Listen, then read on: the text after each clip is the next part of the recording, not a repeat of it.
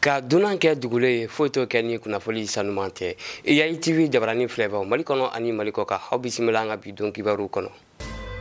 Kunnafoni daminɛ na ka kɛ ni jɛ ka baara ye Mali ani Chine ni ɲɔgɔn cɛ. Tile bamayɛlɛma kuranso min kan ka jɔ kɛɲɛbakaw fɛ ni a fanga bɛ t'i jɔ mégawati 100 bɔɲanko la ni a bɛ wele nansarakan na centrale solaire photovoltaïque. Cakɛda min kan ka kuranso kura in jɔ olu bisimilara jamana cɛmancɛrɔ fanga ɲɛma colonel Assimi Goïta fɛ bi tarata septembre kalo tile 3 san 2024 Chinois jamana kan a ka taama senfɛ o min bɛ tali kɛ sigikafɔba min bɛna kɛ Chinois ni farafinna jamanaw ni ɲɔgɔn cɛ.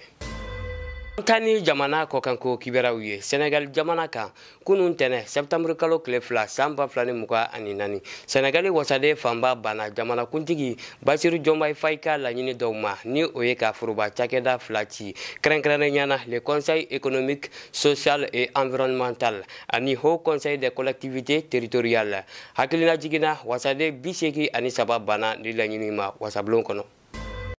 Halisa an bɛ to ni jamana kɔkanko kibɛraw ye Congo RDC kunun tɛnɛ septembre kalo tile 2 san 2024 kasoden maa 129 bɔnɛna u ni na ani ka maa 59 jogi u ka boli dɔ senfɛ Makala kasobonba kɔnɔ Congo faaba la Kinshasa jamana kɔnɔko minisiri ka lasela. Ami an ka bidon kibaru kuncɛ ni Indonésie jamana kɔnɔna ye bi tarata septembre kalo tile 3 san 2024 Indonésie kɔkanko minisiri y'a jira k'a fɔ tile 3 lajɛba kɔfɛ Indonésie jamana ni farafinna jamanaw ni ɲɔgɔn cɛ u sera k'u bolonɔ bila bɛnkan sɛbɛn 32 la min bɛɛ lajɛlen musaka bɛ t'i jɔ dolari wari miliyari 3 ani buruburu 5 na kunkanfɛn na. Ni kunnafoni damadɔ ninnu de kɛra kulo ni an ɲɛw garijɛgɛ ye an ka bidon kibaru la aw ni ce a ka ɲamadalu la ala k'an bɛn diɲɛ waati wɛrɛ.